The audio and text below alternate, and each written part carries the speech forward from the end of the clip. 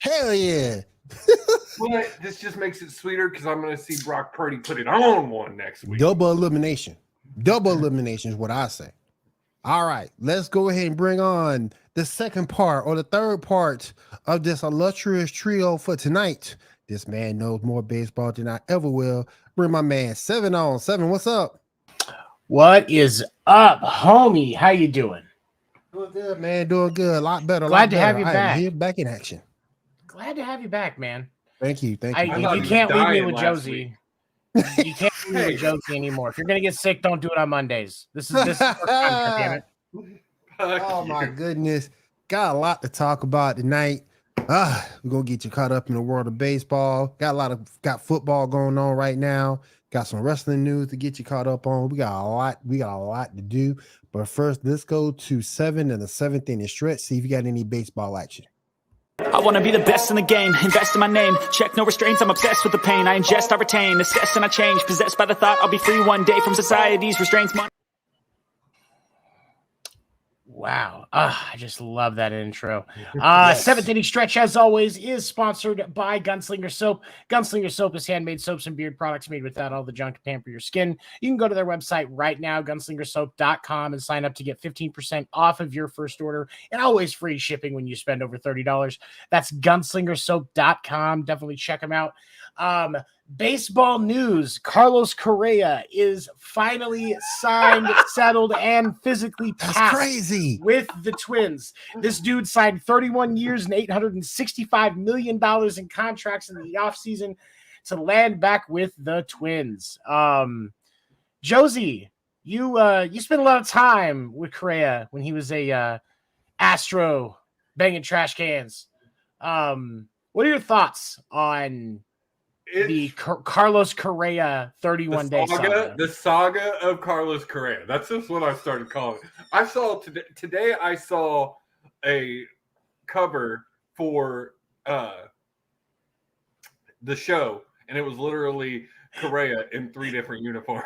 I saw that. Hey. I saw that. I don't normally buy physical games anymore, but I would sure as fuck. I would totally buy that. The last one I bought, the last show I bought physical copy was 18 when they had Judge on the cover, and I really only bought it because it was I love the cap, the baseball cap that came with it. I had a physical copy of I think I still have it somewhere. I have a physical copy of 21, and it was because of Shohei. I did buy 21. I did buy 21 because of Shohei. I got 21 because of Shohei. But it's interesting the way that things have landed. Scott Boras is saying it's the Mets' fault. The Mets are saying it's Scott Boras' fault. I think the Giants got cold feet. I think the Giants had decided they were going to find a way out of this deal before the physical happened because I think they realized they overpaid Correa. And with the Mets, I think that the physical, whatever it is, there's comments saying he's one rolled ankle away from the end of his career. But this is supposedly related to an injury he hasn't had a problem with since he was in the minor leagues. So time out real quick. This kicker from Dallas is now. This kicker from Dallas. He missed another one? Or he just missed another one. That boy cut. Oh my God. Oh no. That's Maha, ain't it? He's about to take it. He's about to take it. He's about to kick it right now. That's Maha right there. He cut. He gone. He's missed. No, yeah, he's missed 4. It's a record. Most field goals missed or extra points missed in an NFL game. If the Buccaneers come back in that game, Tom Brady had better win it by 4. If the Bucs win this game, I don't care what the score is. If the Bucs win this game, Greg Maher had better be on Tom Brady's Christmas list for the rest of his fucking life. Because here's the thing. We'll get back to baseball. That is rattling to a team when you can't rely on your kicker because it's Tom Brady. There is always a chance that motherfucker's going to come back. Yeah. And if it comes down to a field goal kick, these guys are going to be shitting their pants. They don't want it to come down to a field goal kick, especially not now with 4 minutes. That's insane. That's done. I'm telling you, about this more when we get into the huddle. Yeah, sorry. But well, I did want to say no. Dax's reaction after the third miss, right before half. mm-hmm. Dax was sick. I read those lips. I read those lips. He was saying some. He was talking like we talk on this show. He was saying some shit you're not supposed to say on TV. That's for sure. There's a reason his mic was off. Yeah, man, that's crazy. Dang. Okay. All right. So back on the baseball. Carlos Correa is signed. That is a done deal. He will be the Twins. Twins organization. The fan base loves Correa. So I think that I think that this is a good fit. I follow a couple of Twins fans on Twitter just for the baseball commentary, and them and the other ones that I've seen just in extension have all been wanting him to come back. And so I think this will be a good fit for him in the organization. I hope that the injury stuff was really not that big of a deal, but if it was, I get why these guys are really trying to make sure they protect themselves. My dad was reading me an article today that said that it's his ankle. It's the ankle. It is from that injury from the minor leagues. It was in 2014 with the Astro minor league team. And the Twins are worried about it too because they signed him a 6-year deal. It also has another 6-year option attached to it for another 200 and something million. Right, and and I believe it's all based on whether or not he gets injured. And he has to get a physical every year. Has to have a physical every year.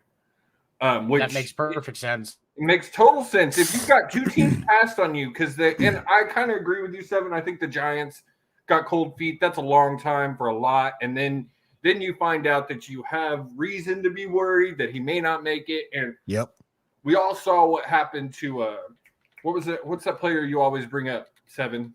That got the big deal and then never played another game. I can't think of the name now. Oh, wasn't it a pitcher? Are you talking about Chris Sale? Yes, Sale. That was only a couple of years ago, so that's still really on everybody's mind, and that's the thing about that's the thing about these giant deals, these giant long-term deals, is you never know the future, what's going to happen, but when you obviously have a worry there with Correa and his leg, he needs to be getting a physical every single year, and I'd be surprised if Twins take that option in the 6th year. Like, I'd be really surprised. It's ultimately going to depend on results, man. And that's the thing is one of the the thing that makes sense for me, and I get, with baseball, one of the things that's very important about baseball is all contracts are guaranteed. And I think it's one of the reasons why teams get nervous when you have an injury concern like this. But, also I remember Big Papi in Boston, and I'm going to speak to Boston specifically. Through the last half of his tenure, through the back half of his tenure with Boston, he was very his contracts were incentive and health based. When you're an older player, it makes sense. But I think that all it's important for the player to get paid if they are healthy and they are producing when they're older. And that's the other thing. Correa is not a young dog anymore. He's getting up there. I mean, by baseball standards, he's in his prime right now. Because he's 28. He's 28. Oh, I thought he was older. No, he's 28. He is in his prime right now. And I think that's why there's so much concern, is because if you can get his prime out of him, he's worth every dime of that 12 years and $450 million, whatever it ends up being. I don't give a fuck. He's worth it because that is an elite player if you get everything you can out of him in his prime at a top tier level. But if the injury does become a concern, you still have an out. Mm-hmm. And, an eject button spot where you can save some money, which is completely reasonable. I think this is a very business savvy way to do it. And honestly, I'm interested to see what this does to Scott Boris's reputation as an agent, because I would be willing to bet that if something had been done last year for Correa, he'd be on a long-term deal that would not have these injury and physical requirements in the contract. Yeah. I firmly believe that. And so I wonder if this is going to put some question marks on the credibility of Scott Boras, because this is really the first flaw in the armor, if you will, of what Boras has projected as an agent of the players over the years. Well, what do you think, Will? Go ahead. He's been a really good agent, like you said, over the years. But my thing is, these clubs want protection against injury, and that's what we got going on here. And it makes sense. And I don't think and I agree with Josie. I don't think he lasts past that option, that 6-year option. I don't think he does. At 6 years, he's 34. At 6 years, he's 34, and you're definitely coming to that point. I would say by prime for a baseball player is between 27 to 30. So by that time, you're definitely seeing some downgrade. And I just go ahead. Sorry, don't see. No, you're good. I don't see an offer like that. Now they may re-sign him for more, but I doubt they take the option. Yeah, I doubt it too. I mean, and here's the thing. It's because I think at that point, if he's still playing, there's a pretty high chance that he's going to be a DH. Yes. And that's a good point. Or utility, when just a veteran presence in the clubhouse. And yeah, the truth of the matter is, when you've got a player like that, if they're producing, they're still worth that money in that kind of a contract. And it's still worth it to pick up the option, because what team wouldn't want to have a 38-year-old Mike Trout who's still going to do well, or the Albert Pujols effect? But not saying it's not possible, but when you go ahead. 34 sorry. To play at a high level like that, I don't know, because we're not talking about LeBron James here, who still looks fantastic in year 20. Year 20, killing it. Not everybody's LeBron or Brady. I mean, we could talk about Brady, who is down 24-0 right now and about to take his first loss ever to Dallas. That first L. I'm going to talk about Brady come that big old L. But that's my thing about this, is the fact that, by the time you get to year 6, he's 34. Chances are he's not playing a high level. So if you're not playing on the field, level, probably not. No, absolutely. No. That is definitely swinging a bat at a high level, but doubtful he's still playing. Shortstop is one of the most difficult positions in baseball. Period. It is. It's about to be even harder now that they're taking away. They're taking. I can't. God, my brain is not working tonight. The shift, now that the shift is going away, it's going to make that position even more difficult. Mm-hmm. It's a young man's position, and that's why I said his ability at the plate is going to be crucial to how much out of this deal he really gets. And I think that when you have a more incentive-based contract, like, he's going to get decent money, but he's going to get money if he produces at the plate. Because at 28 as a shortstop, you've probably got 3 years with him on the field, and then you can start using him as a utility, probably put him in the outfield for some games, put him in the left because you won't see a lot of action. And still, that way you're not using him as solely your DH. Maybe you rotate him on and off the field in that with using that DH role at that point. But that's his production at the plate is going to be crucial. He's got to be hitting, I would say, what it's going to take for this deal to go past the $3 super sticker. What it's going to take. Thank you, Mr. Rustin. We appreciate it. Thank you. That's a friend of mine. Don't block him. Oh, sorry. I'll unblock that. Sorry. Thank you, Mr. Rustin. We got a lot of spam. Thank you. I'm sorry. That's a buddy of mine. But if he hits north of 280 over the course of the next 6 seasons, and I'm talking over the next 6 years, north of 2, you're probably looking to see north of 100. Then we're going to see more out of that 6 years.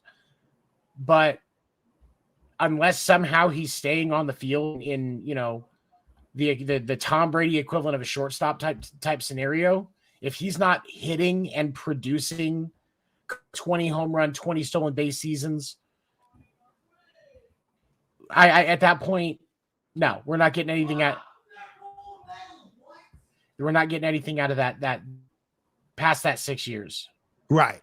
And even then, and even then, God knows, you just gotta hope, and you knock on wood, that he doesn't hurt himself again, because that can be an even shortened time if he gets hurt again. Absolutely. No, you're 100% correct.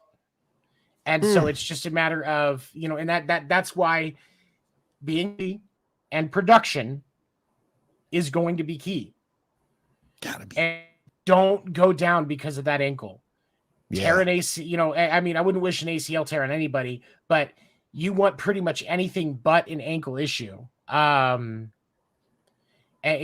before, if you go down, because if you go down because of that ankle, you're host. Just done. Oh yeah. Absolutely Dunsky. So yep. So knock on wood. Don't get knock hurt on wood. again. I hope he gets healthy. I hope he has a great career. He's a very talented shortstop. I would have loved to have seen him in Boston. He needs to be doing that, LeBron, and putting $1 million into his recovery and strengthening up. That whatever is the issue with that ankle, he needs to be doing everything he can to strengthen it up. But get that insurance policy too.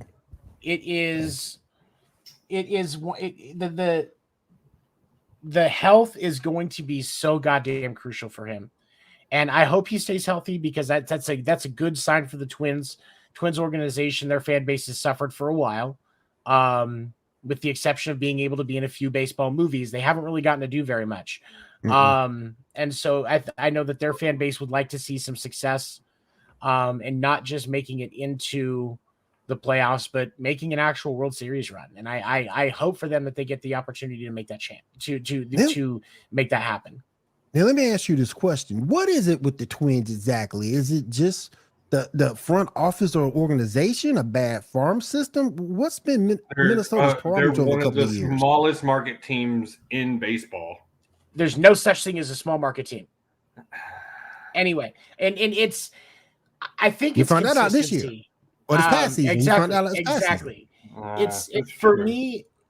For me, the thing of it is this: when I think about the Twins as an organization, they've had spots of success, but they've never had consistent success. Right. And I think that's really the struggle with a franchise, is because you look at when you look at the 30 baseball teams across Major League Baseball, you almost have a pretty even divide of teams that are consistently successful and teams that are inconsistently successful or not successful. And that inconsistent success is why they are not considered a larger market team.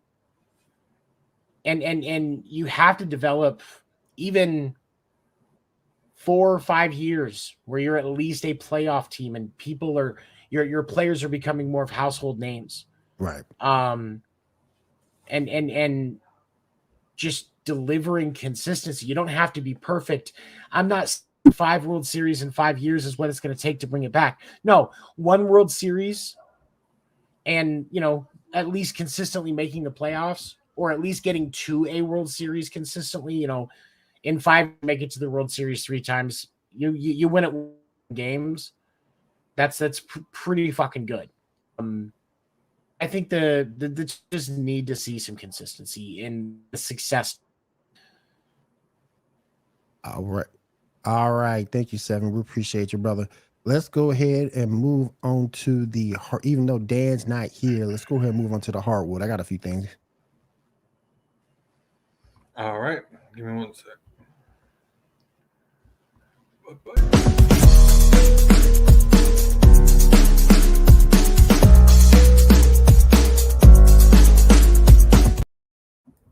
Okay. The thing, everybody knows I'm a Chicago Bulls fan. I'm not a huge fan of Zach LaVine.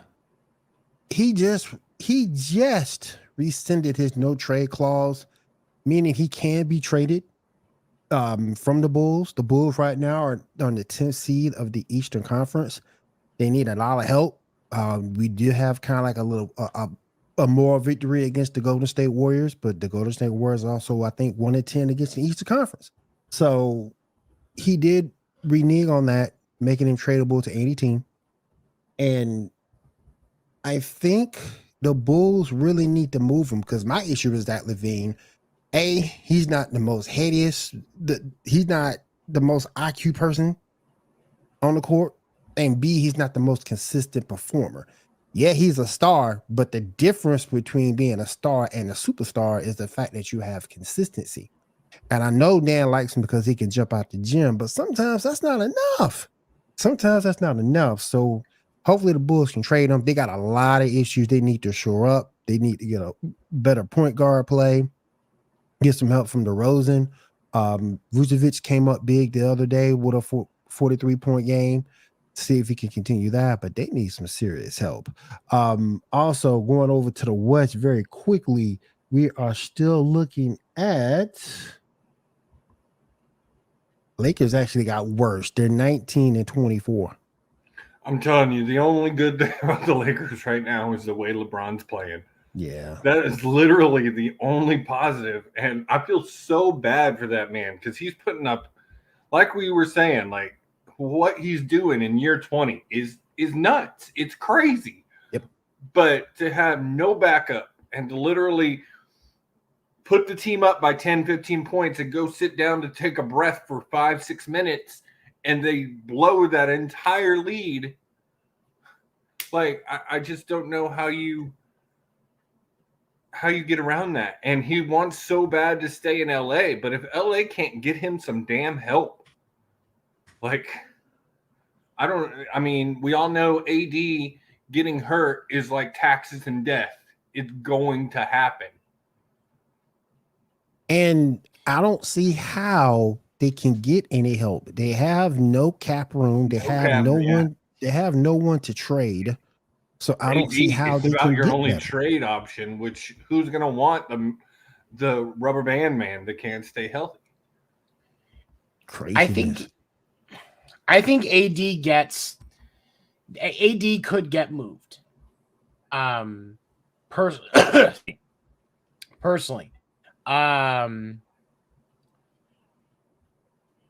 I think AD gets moved.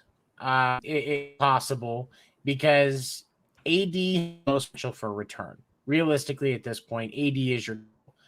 I don't think it's something that you really want to do if you're. I think it's something that you need to do, change things up because I don't realistically going to be able to move for Russell, not and get anything. Get reasonable for him, or not without having to give up that pick that you're trying to at least have something. You know that it.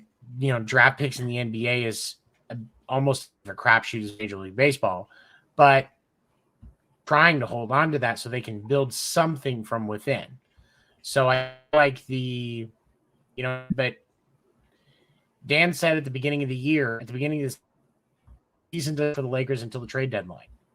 I think we have to kind of wait and see what happens at that point. It just they can see what happens when deals are more possible. Yes. And also, sorry, you were correctly banned. Sorry, we have I've got one on Twitch right now that I can't ban. So I did get him hidden. So you should his chat should be coming through. I don't understand what they're coming through. That one just won't come back. As long as you got him on hidden, he should be able to comment now. But that he should be able to comment now. Yeah, he should be able to. Okay. But yeah, the Lakers are in trouble. 19-24. They are right at 13th in the Western Conference. So with Denver leading the way at 30-13. Shout out to Denver and my boy Joker. My boy Jokic. He's killing it right now. He's killing it. What's going on with Atlanta with Trae Young and Nate McMillan? What's going on in Atlanta? Those two guys aren't getting along at all. I know I know very little about basketball. The coach, it's a situation with the coach and the player not getting along. The coach wants him to whatever Trae needs to do in terms of coming off the bench or starting, and that's what they want him to do from the eyes of the coaching staff. Trae's saying, no, I'm a starter and that's it. And I don't understand these players now. I don't get it. you should be able to do whatever is needed of you by your head coach. It comes with those large contracts and these big personalities of these guys who just feel like they are bigger than the team. And one thing we've got to get back to in all these sports is everything is a team sport. Basketball, baseball, football. If you want to be about yourself, go wrestle. That's about one of the only sports where or go play some tennis or go play some golf. Like those are your options. Here, I think with Trae Young, I honestly, and I had said previously a year or two ago that I didn't think Trae Young was going to stay where, and I think Atlanta is kind of sick of Trae Young. I think this is one of those things where this is just, there needs to be a divorce. And I'm not going to say anything against the ability of Trae Young. I understand why he feels the way he does, but I understand why Atlanta is trying to change things up. So I think that ultimately Trae Young will probably get moved at the deadline. I think it will be the biggest trade of the year. And I think that getting Trae Young into LA would probably be the only way the Lakers are giving up. But I don't think LA has anywhere near enough to necessitate being a buyer in that kind of a trade. But I do think that Trae Young will get moved. Trae needs to realize, hey, listen, you are so limited in what you can do. Yes, offensively, you're okay, but on the defensive side, you're a liability. He's a smaller guard. He's young, but he's a smaller guard. He relies on speed and athleticism. He can get streaky from time to time, but he's a liability on the defensive end because of that size. So you need to really, really get it together. Because Atlanta is the type of city, they'll accept you to a certain point. But once you get past that, nah, you gone. you gone. So it's like the New York Light, really. That's the way I described it at the Atlanta market. Yeah. Yeah. It's a slightly less aggressive and greasy version of the New York fan bases. They'll accept you as long as you're producing. As someone who's lived in Georgia, that entire state is like that. Like, I was living in Georgia when the Dogs weren't good. And, like, to listen to their fans, the way their fans will talk about you if they think you're more of a liability than you are a help, you nailed it right on the head, Seven. It's like a New York or LA light. Like, it really is. And then I would say outside of those two cities that I just mentioned, Atlanta is probably one of your big, like, it's a big destination city and getting bigger all the time. Yeah.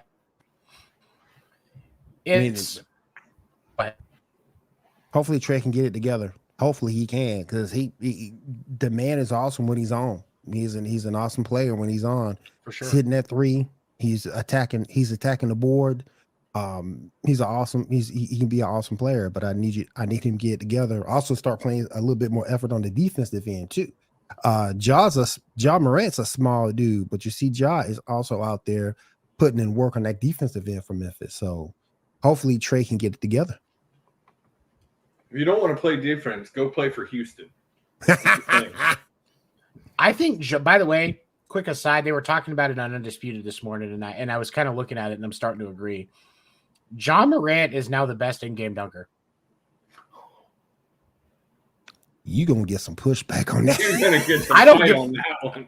I don't give a fuck who. That. Watch his dunk from, it was last Saturday night. I can't remember what night it was. They were talking about it on Undisputed this morning. Dude is doing dunks that are good in the dunk contest and pulling them off in game. In game. And I'm not, and I know Dan's going to talk about, what was it, Zach LaVine, the dunk contest. Dan's not here to defend, so. and I'm not gonna argue dunk contest. in game. In game. Ja Morant right now. Gotta see. Man, that's tough. That's tough for me. That's tough for me. And like I said, in game right now. I'm not gonna say ever. I think Ja's one of them, but I don't think he's the best. I mean, that's kind of tough. Who else right now is doing it? To the level that Ja is. I mean, I ain't no fan, but go back and look at a healthy Zion. Okay, outside of that dunk against the Suns, what has he? What? And yes, he's getting there, and he's putting some in, and he's posterized a couple of people. But has he done? So let me ask this: is there another dunk this year that Zion has done that is better than that one he did? That one he did against the Suns. I gotta give you that. That one against the Suns was the best. That was the best dunk he done all year, and that was a revenge dunk. It was. So far, Zion is proving to be a young AD. He can't stay healthy. He's hurt every year. Every year he's spends time. Yeah. Every year he spends time on the bench. For an injury. Weight. I mean, I agree with that. For a basketball player, he's not Shaq. He's not up there. He has lost some weight, but I think he needs to lose. I think he would probably benefit from losing another 15 to 20 pounds. You can't be 6'7", near three. Not in the NBA. That's NFL numbers. If you're gonna be a defensive end, I got you. If you're gonna be a lineman, I got you. Yeah. But in the NBA, where you have to pivot and run the floor, you need to lose some weight. I am 6'5", 200. Right now, I'm sitting right around 230, and the heaviest I've been in my life was 270. And I tell you, that 300 number scares the crap out of me. One, because at our size, 300 pounds is a lot of weight on those knees. A lot of weight on those knees. I have knee issues. I've never been that big. So, and then you add 300, 6'7" on a guy who's constantly jumping on his knees, he won't last 10 years before he needs knee replacement. Which that's a death sentence in NBA. Very true. Yeah. And I hope that we get more out of Zion. I would like to see him get through a good, healthy stretch, at least for a few years, so he can really show his ability. But right now, it doesn't look like anything's going to come to fruition in that regard. And that really, that kind of sucks for basketball as a whole. NBA also, from NBA.com, he's listed at 6'6", 284 pounds. Yeah, like I said, if that's accurate, 20 pounds at a minimum. Yeah. Probably 25 to 30, but 20 pounds. Yeah. And I can't stand BMI. I think it's crap. At 6'5", BMI says I should be 195, which I've been. You would look like a crack whore. I do. You really would. When I was in the military, I got the lowest weight I've been in my adult life. I was 160, and I did. I looked like a crackhead. Truly. What? Yeah. 160 at 6'5"? Yeah. That's not healthy. When I came out of AIT, not an ounce of muscle on me. Not one single shred. I'll show you all a picture later. I look sickly.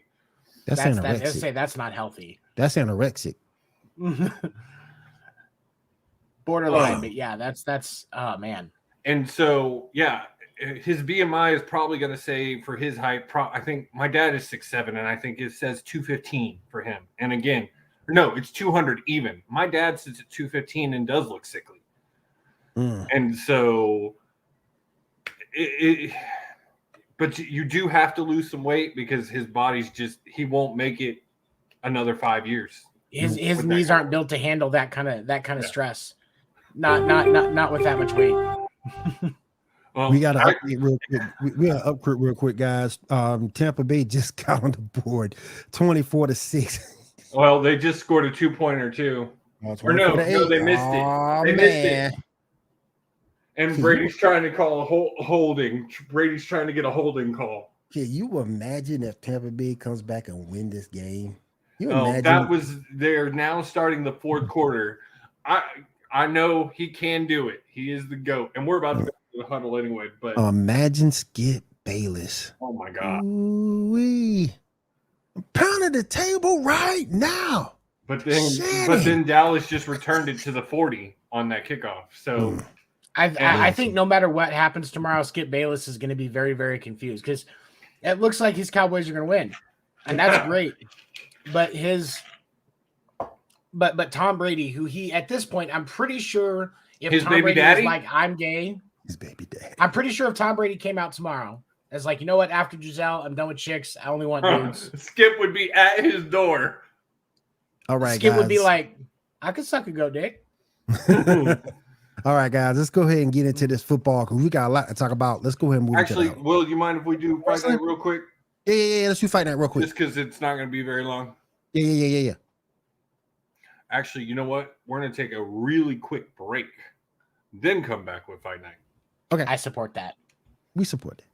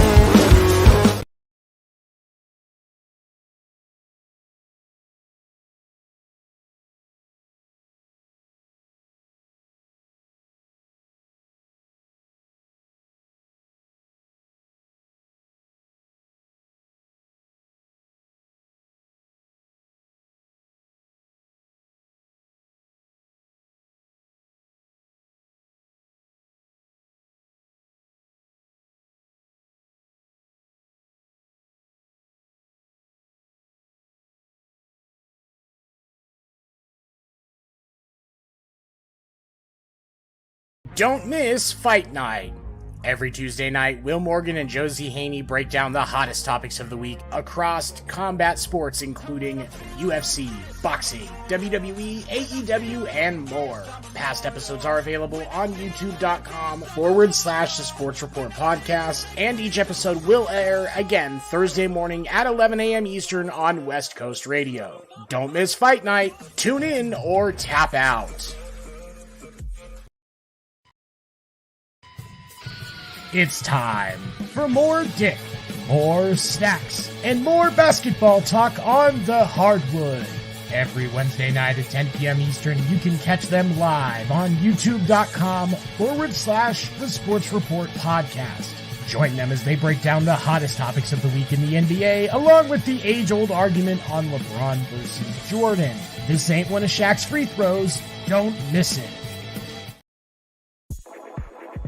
Put the kids to bed, put on your shades, and crack open a cold one during Sports Report After Dark with Seven and Dan the Dick Warner. You can catch After Dark Thursday nights at 10 p.m. Eastern on youtube.com/The Sports Report Podcast, and again Saturday nights at 11 p.m. Eastern on West Coast Radio. We believe that athletes are people too, and Skip Bayless is one of the lizard people. Don't miss Sports Report After Dark. All right, ladies and gentlemen, we are back. Let's get into Sports Report Fight Night. We had a lot to go over with professional wrestling. Let's get into it. It's only worth it if you work for it. I won't stop till they hear me now. I won't stop till I win the crown. I'm so disappointed. Josie, I'm so disappointed, Josie. I'm so disappointed. We're gonna get it. We're gonna talk a little bit about. I know what you're talking about. I know what you're upset about. But real quick, last week during the Fight Night, as me and Stax were covering, it was reported that WWE had sold to Saudi. It looks like we have no idea what happened. I've heard multiple different rumors. I've heard that me too. I heard the deal fell through because Vince was asking for too much money. I've heard that there was really actually no deal in place. I've heard a lot of things. All of it could be true. I would fully bet that Vince is asking for 10, 15 million, knowing that billion, knowing that the Saudis can afford it, and them just being like, no. Now I'm hearing reports that Vince is thinking about not selling. That Triple H brought him a list of people that would quit if he sold, and they did have a talent meeting today. They had a talent meeting Friday, right before SmackDown. Today too. They had another one today? Mm-hmm. Okay. I know they had a talent meeting before SmackDown, and Triple H said that he will still be in charge of creative and all that. He did leave it at the end that said, you never know what's going to happen. He pretty much left it open. And in WWE, that you got to live by that. As long as Vince is in charge, you just never know what the old man is going to, when he's going to get a wild hair and just be back in Gorilla. So you heard that he wanted 10 to 15 million? I've heard that there was 10 to 15 billion. Billion. Okay. Billion. Okay. Can we get that much for Dan? Well, the company is evaluated at 5. Can we get that much for Dan? I'll sell Dan for $50 and an eighth of weed. I was gonna say, and he may be my best friend, but $50 and an eighth of weed is $50 and an eighth of weed. He'd trade me for probably less. So I don't feel for $10 and a cigarette. There you go. Say he'd probably just ask for the weed. But go ahead, Josie.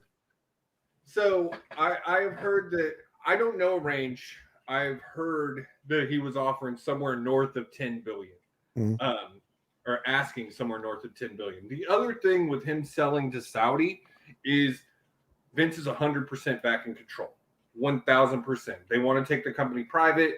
He would have no board to report to.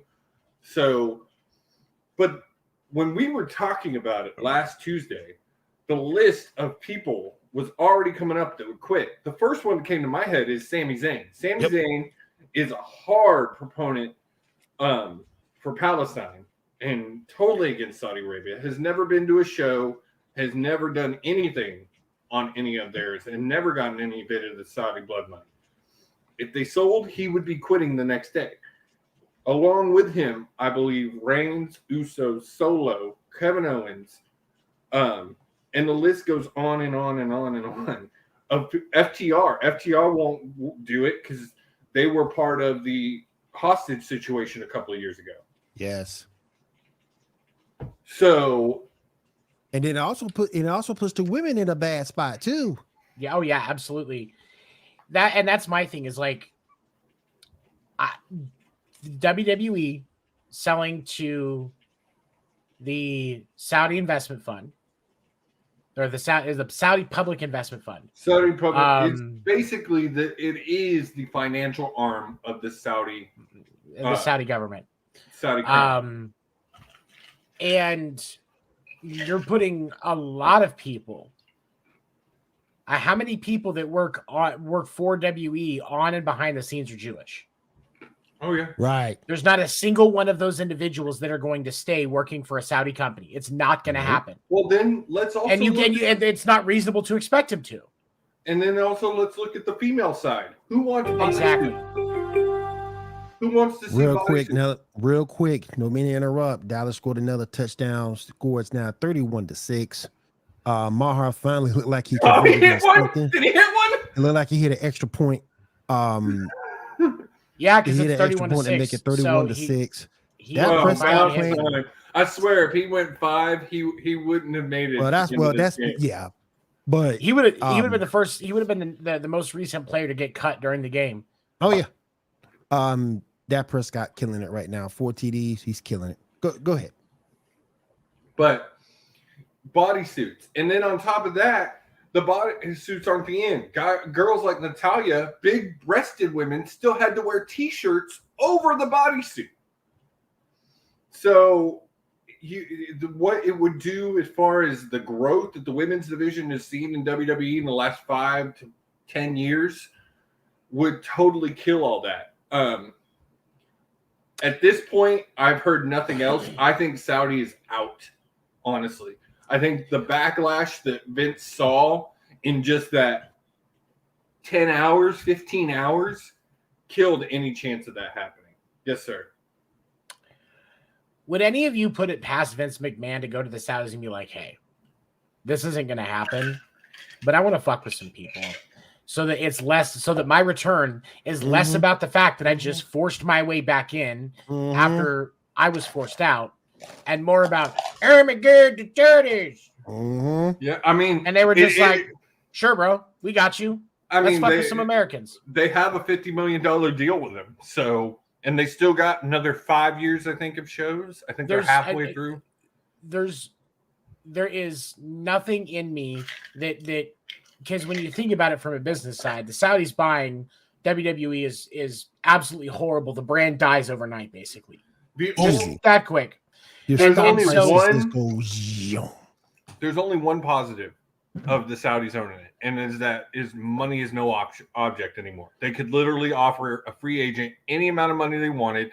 They would have shows to rival some of the biggest bands in the world. Every show would be the biggest production. Every show would be WrestleMania. Like pyro would not be cut anymore. Like it'd be crazy. That's literally the only positive. Yeah, but there's no value in having unlimited money when you are completely dividing your fan base. And when half your talent leaves you.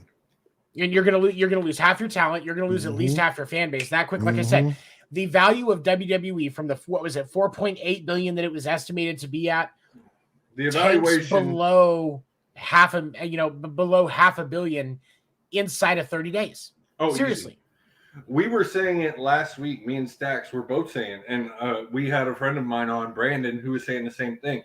If the sale went through, we're done. I would not watch another thing of WWE until I just wouldn't do it. It hasn't. It's not even a political side of me. I believe that would be the death nail of the company because one, if everything was true, what we read, that puts Vince back in charge of creative, which is the worst thing that can happen to WWE right now. Absolutely. On top of that sale, the two worst things that happen are the sale and Vince in charge of creative. And I think even Vince knows that. So there was another one that I had seen where the cons were interested. So that was going to be my next thing. It did come out this week, and this one I believe, because it was the sister publication of the Wall Street Journal that published it. So this one is truth. Yes, Shad and Tony are interested in making an offer, even to a point of giving Vince a position in the company with the offer. So I'd give him more to go away, honestly. That'd be me. I'd be like, here, we'll buy it, and then we will pay you to stay home. You can record your segments from your house. Yes. Green screen, you stand there, you record your part. We'll have our audio guys and video guys fix Vince hasn't wanted to be on camera in years. He doesn't like how he looks anymore. He doesn't want to be on camera. He hasn't wanted to be on camera in 5 years. So you don't even have to worry about that. But yeah, I'd give him a position on the business side. Because yes, business-wise, wrestling, there's probably not a better mind. Even his senile old mind is still an amazing wrestling mind. But he needs to be nowhere near creative and nowhere near an on-screen role. I can back that. But I have heard in Vegas, they're not taking odds on it. The odds-on favorites are Comcast, Fox, and Disney. I've made my comments. To me, I would love to see Tony Khan and Shad Khan buy it, just because I would love to see what they would do with it. Hey, let me jump in. I don't know if Fox would buy it, because right now Fox is taking a loss on SmackDown. Well, and that's the other thing is I thought Vince would want to negotiate the TV deals first, because that's going to increase your value. Right. But from what I've heard, he's wanting to sell first and then negotiate the TV. It don't make no sense. I don't understand it. I think because of the fact that Fox is taking an L right now on SmackDown, he's Taking a huge L. And so here's my thing though. If on the cons buying it, because I think it's the best case scenario for the brand. Yes. But I also have a question. If the cons have had this kind of money to buy WWE, why hasn't that been invested into AEW? I mean, the amount of money that has been put in has not been said. Now, AEW is probably going to see their first year in the black this year. Like, this is going to probably be the first year they make a profit. And again, Shad has a lot of money. And I feel like they've dumped a lot. I mean, he's easily probably put several $1 million, somewhere probably in the $50 million range. But I think if that happens, don't mean to cut you off, but I think if that happens too, you still lose people. I think Triple H might be gone at that point because you lose faith in him as creative. I think some of the other talent, particularly your newest talent like NXT, might not see, hey, if you do that, your roster just, unless you keep everything separate, your roster just exploded. But and people are going to see that they're not going to have that opportunity, so they may look elsewhere. But see, the thing is, you're not going to have elsewhere anymore. Like, that's exactly what I was about to say. You still would, though. You won't have it at that level, but you'll still have other options you can go to. You go back to a pre-AEW style. Yeah. That's what you go back to. That's exactly what you go back to. You're not going to make anywhere near as much money or near as much resources. Yeah. And I don't think it would be that. What's going to be the tell of two ends? But what's going to be the tell of two ends? You don't combine them. You do leave them separate. If I'm TK, I leave Triple H, pretty much leave the structure just how it is. I think that's your best bet. You would have to. In that you would still have two separate products, but you would be able to do crazy things. You'd be able to see a Shield reunion on AEW. You'd be able to see Jericho Appreciation Society on WWE. It would revitalize both products because you'd be able to see dream matches that people never thought would happen. Roman Reigns versus Moxley in an AEW ring. I just think that Rollins versus MJF. But I can't see Fox doing it. I don't think it's Fox. I really don't. I can't see Disney doing it. Maybe Comcast. Maybe Comcast. I've said the same companies. And to me, it's NBC because they already own the library with Peacock. Yep. They have a deal with USA for NXT and Raw. Yep. And I think that makes the most sense, honestly. The other one is Amazon. Now, I have my issues with Amazon. I don't know how you take the WWE product to a streaming service. It's not like in Thursday Night Football. You have to have TV deals for Raw and SmackDown. You have to, or the company dies. Yep. Well, but if Bezos buys it and leaves it as its own separate company and leaves it running how it is now, and then maybe you work out something where you've got new content that's going to just Prime specifically, or yes, it's on the networks, but we're also going to run it on Prime, or all of the pay-per-views are not pay-per-views anymore. You buy them on Prime. There are which things is what that they do with Peacock while leaving it right, which is so there's plenty. I'm sorry, Seven. WWE doesn't even call them pay-per-views anymore. They're premium live events because they don't have a pay-per-view service anymore. Exactly. So I think that the cons is the best case scenario, but I'm with you. NBC makes the most sense as far as networks are concerned. Yeah. So there's still remains to be seen what's going to happen with that. Real quick, I do want to dive into Impact, Hard to Kill.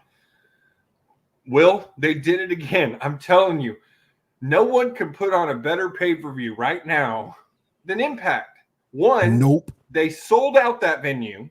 Yep, that's number one. Two, put on a killer show. And number 3, my boy is back. DOA, baby. Back, The He is DOA back. of He is Impact. back. I am the head of the. I am the authority figure. I'm director of authority. I love it. I love it. I love me I love some it, man. Santino That's Marella. awesome. That's awesome. I love this. I love me Santino. He also looks like he's going to be making his debut in NWA here in the next couple of weeks. They got talent in that. They got talent in that. Oh my God! You said that thing today. Champion. You know, and I don't mean to be personal with Tyrus because I think he's a good dude at heart. No, I just not. I think he's a good dude at heart. I just think he's the wrong person to be champion. I can't stand the man. Period. Like his stuff on Fox News is just. I haven't seen any of that. I haven't seen. I just seen certain promos. I haven't seen any Fox News stuff. He's a MAGA. He's a MAGA Republican. Oh, I didn't know that. Okay, he's a MAGA Republican. Okay, but yeah, I just don't think he's the right person to be champion over there. I really don't. Agree. That's too much talent.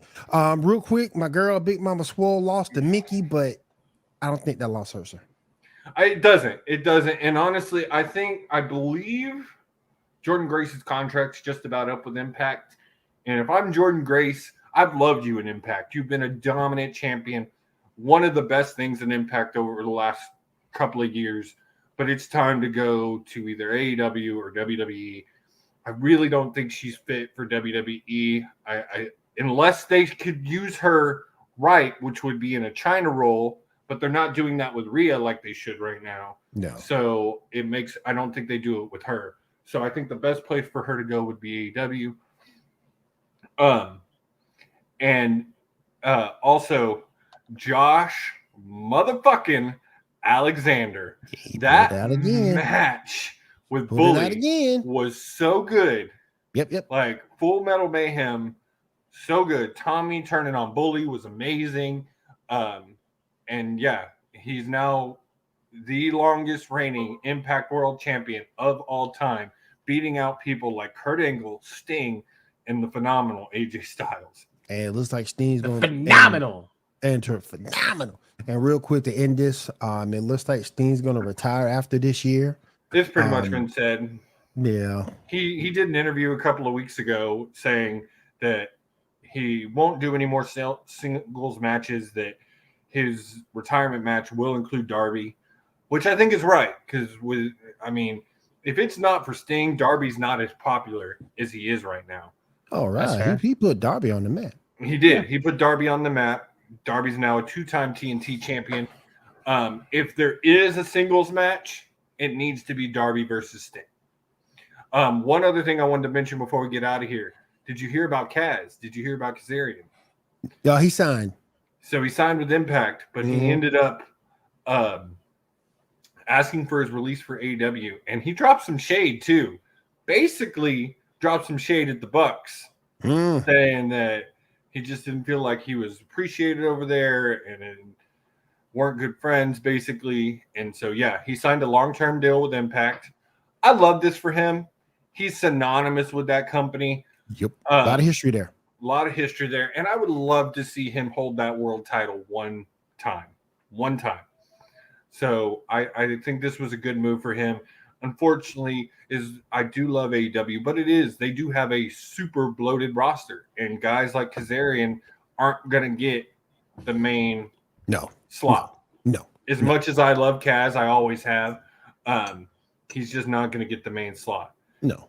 And you also got to remember, part of the inaugural AEW World Tag Team Champions was Scorpio Sky. So he will always have history there.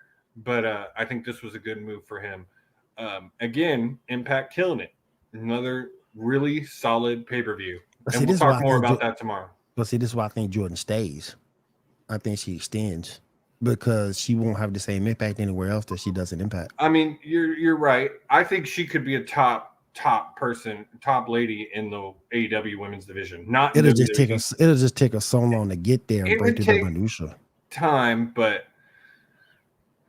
I don't know. We'll see what happens there. But we'll talk more of this and a lot of a lot of others stuff on Fight Night tomorrow, 10/9 Central. make sure you check that. And since Dan's not here, but that. You know what we need to do? What we need to do is we need to get Dan saying LeBron onto Will's soundboard so that if he misses an episode, Yeah.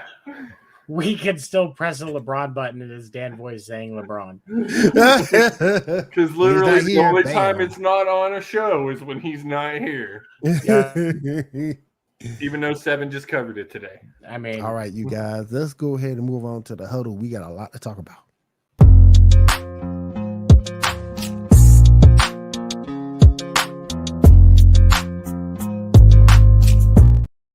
You know the Let's game just- I'm gonna go right to. You know the game I'm gonna go right to. Let's just start with it. But no, I'm throwing you a curve. I'm going to Jacksonville and the Chargers. Woo-hoo! And that game right there was just sick. Chargers had a huge lead, 27-0. 27-0. Big Jacksonville comes back and win comeback 31 in to 30. NFL playoff history. Bruh. nope. Third Playoffs. biggest. Third. But in the playoffs, it was Third. Oh, Because there's been two others. The one with Kansas City and the Colts in 2013 was I remember 28 that points. I remember that one. And then there was another one that was, I think it was 29 or 30 in like 90, 92, something like that. But here's the thing. I thought Matt Ryan was on that field. Damn. The Chargers had Damn. 27 points, right? 27 points. 21 of those points came off of those three interceptions. Yep. Or off of three of the interceptions. Okay. Four. But you know, and Trevor Lawrence did 4, but here's the thing. The proof is that the proof that the Chargers really didn't do as well in that game, and it was more about Trevor Lawrence's nerves than anything else, is the fact that you had 4 interceptions that you got 21 points off of, and the final score of the game, you only had 27 points. Yeah. I'm sorry, 30. but that is your problem. That's your that's it. That's the end of it. Because in truth, if the Chargers were kicking as much ass as they acted like they were in the first half, this should have been the Chargers should have put up 50 on it. Yeah. And this is why I say Sean Payton is on his way to the Chargers. Because if you look at that team, they don't have a winning culture in that organization at all. You got a top 5 QB. Top 5. You know what though? I'm starting to question that, because in this game, if you look at his season, he hasn't been that potent this season to be considered a top 5 quarterback. Go back and look at him in this game. He only threw 1 touchdown. And he had 273 yards passing. You have too much, and I get it. Mike Williams wasn't there. I understand. But still, that is too only works for so much. That's too much talent. Keenan Allen, Mike Williams, Austin Eckler, Gerald. That's too much talent to be losing. And then if you look at the defensive side of the football, you got some of the best players at their positions on the defensive side. Mm-hmm. I mean, Derwin James, Boza, Mack. It doesn't. You mean Bradley Cooper? Yeah, it doesn't make sense for them to be losing like this and struggling like this. And you're right. And if it wasn't for the move that the Arizona Cardinals made today, I would have believed you that Sean Payton going to LA was a possibility. I know that Sean Payton today. And then I know that Sean Payton probably doesn't want to have to face Patrick Mahomes twice a year. But at the same time, Sean Payton has liked Kyler Murray since Kyler Murray was a draft prospect. Yep. And then the other thing is with the GM that Arizona hired today, whatever his name is, starts with a fucking M, Monty or whatever it was in the Patriots organization from 2006 to 2019. The standard that he is going to have as a GM for coaching is a lot higher than people realize. And I think that the ripple effect of that is he is going to be in Bidwell's ear going, look, we need to pay Sean Payton whatever he wants, because this is the only way we have a chance at getting anything out of that $230 million that we got to pay Kyler Murray. Yeah. Sean Payton will go to Arizona. Which is fine by me, because that means my Saints are going to with a first round pick, which is fine by me as compensation, because the Saints don't have a first round pick right now. Third round. They're looking at a second or a third. Should be a first. Well, he only had 2 years left. Because the Saints has already said that their asking price would be a first round pick. There looks like there's a pretty nasty injury on the field. They've stopped the game. Both teams are kneeled. Brady's face after it happened looked bad. 17. But that was a great comeback by Jacksonville. And there's another stat out there that I saw. Real quick, in that game, I wanted to talk about this real quick. Bosa's Bradley Cooper. Yeah, Bradley Cooper's unsportsmanlike conduct foul. I understand why he got it, but I saw this earlier, and I got to say something. I don't think refs should be able – that ref chased him. Bosa was walking off the field. That ref chased him and made a comment, and then Bosa said something, and then he threw a flag. That's crap. That is crap. And then Bosa – Yeah, it was a little dirty. It was. And then Bosa had some comments afterwards. I get fined $40,000, and they're in the locker room saying, ha, ha, ha, I got him 15 yards on that asshole, which it's right. not far off. He's right. Not far off because literally everyone in NFL has accountability. The coaches, the players, the front office, there's some accountability for everyone except the refs. And they missed the call. Bosa should have got a holding call. He got held. And that call could have cost the Chargers that game. Now, I will say the Chargers had a lot of other issues. And I did want to say Trevor Lawrence has the mindset of a Green Beret to put 5 turnovers in the first half out of your head and then dominate that second half to come back like they did. And shout out to him, too, because according to the stat that I saw, he's never lost on Saturday. Never lost on Saturday. Never lost on Saturday. That's an interesting fact. He's about to, because the Chiefs and the Jaguars play on Saturday. Yeah, so it's a cart. It's a cart on the field. So that's going to be Russell Gage, wide receiver. Yeah, you should play for the Falcons. That's a knee. Yeah, it looks like a knee injury. So I wanted to say all of these games, Super Wildcard Weekend was super freaking crazy. Like none of these games, every single game was close. Every single game came down to the last few seconds, it seemed like. The fact that the Bills got that close to a third-string quarterback. A third-string quarterback took the Bills the last second to win that game. That's why you always play the game, because you never know. You never know. And I said it in our chat the other day. I'm starting to think Josh Allen might be a little overrated. I'm really starting to think that with these turnovers and fumbles and sacks, I'm really starting to think Josh just might be a little overrated. I think he got flustered. I do. Go ahead, Tevin. I think, and I think he was a little frustrated because he wants it so bad he can taste it. But the reason that I'm out on Josh Allen has nothing to do with the lack of consistency that the Bills have. Has everything to do with what he did yesterday. He's done it multiple times. He picks a fight with someone, and then his teammates have to come in to keep him from getting his fucking face punched in. Yeah. Which that was not the dude to be picking a fight with. That dude would have laid Josh out. That dude takes bigger shits than Josh Allen. I'm just saying. Josh Allen is big for a QB. He is. He's not a small dude.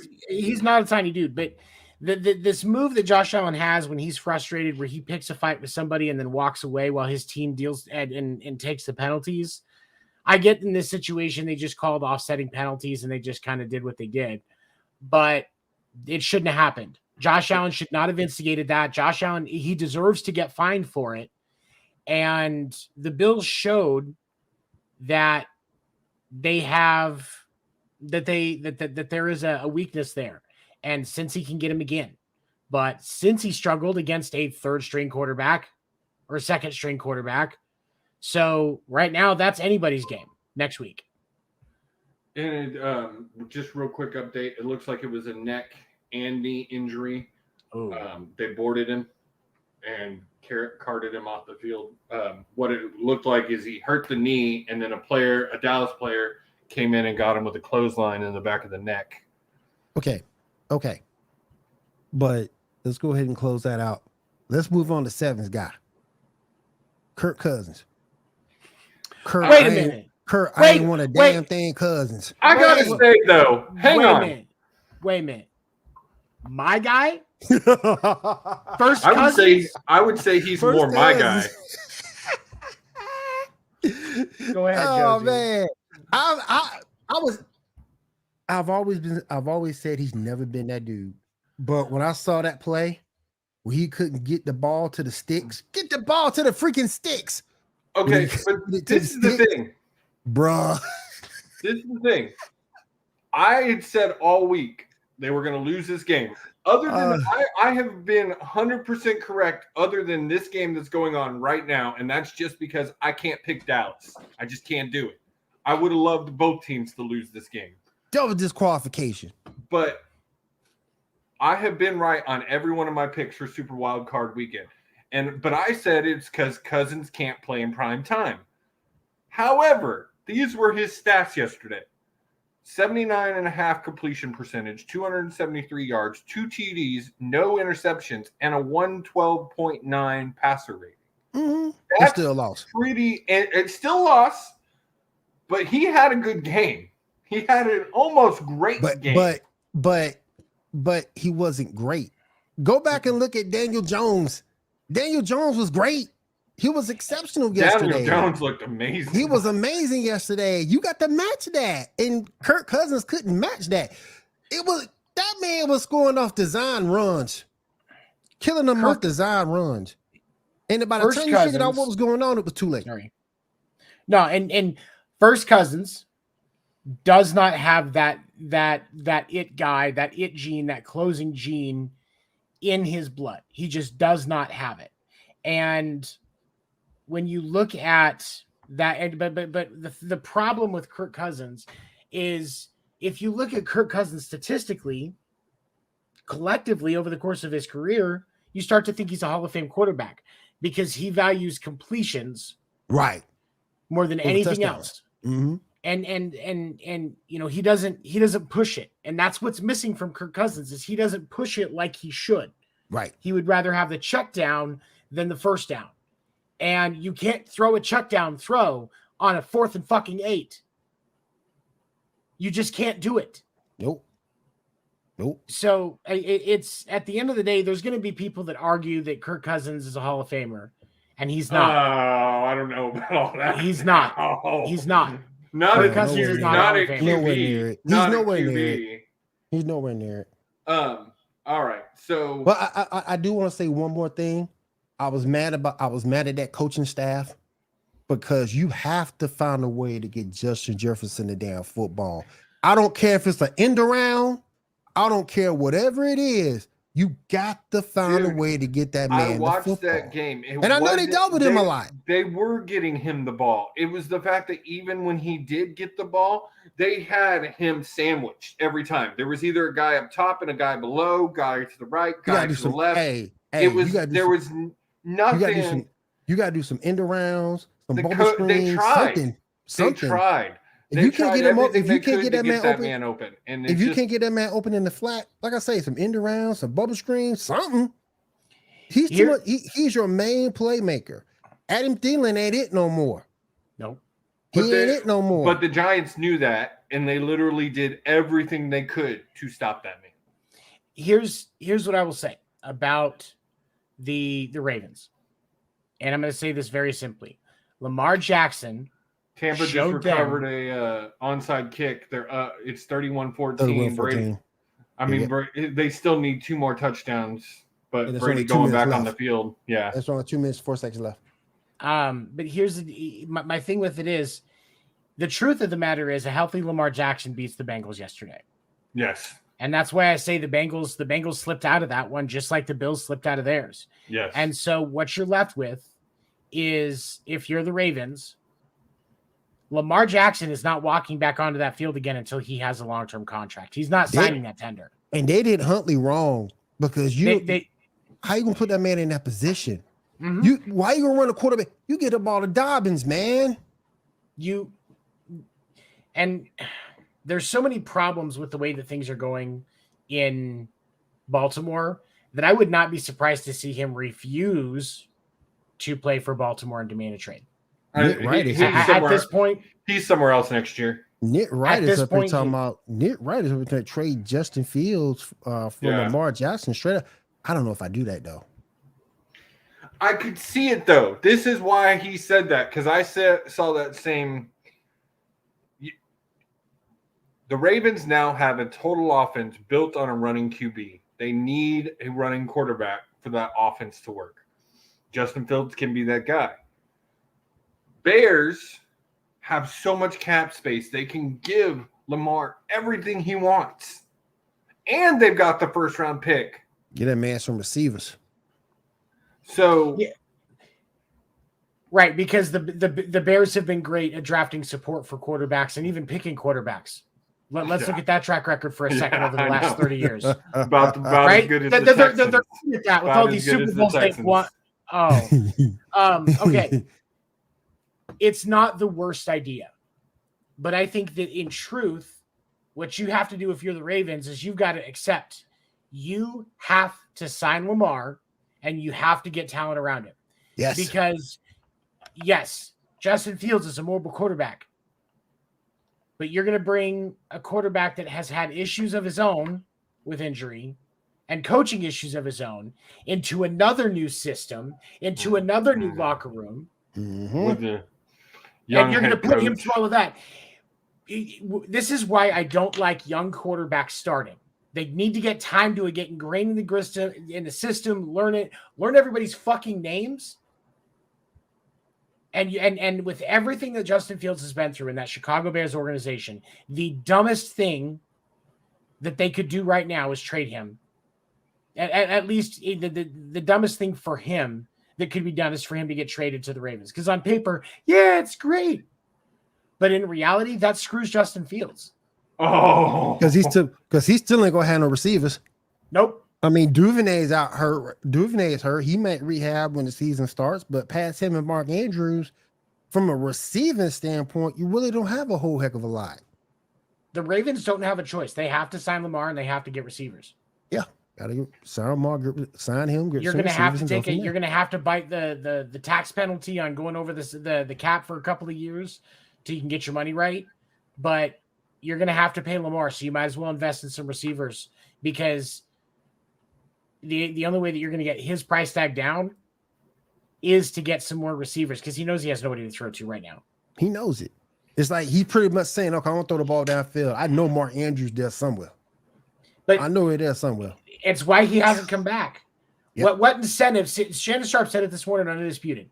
What incentive does Lamar Jackson have to race back right now for this organization? None. RG3 did it, and look at what he's doing now. Yep. And I hate what Michael Vick said. Because Michael Vick said Lamar needs to put a brace on it and go out there. No, he don't. No, he does not. No. That's because the best part of Michael Vick's career, he was in prison. Yep.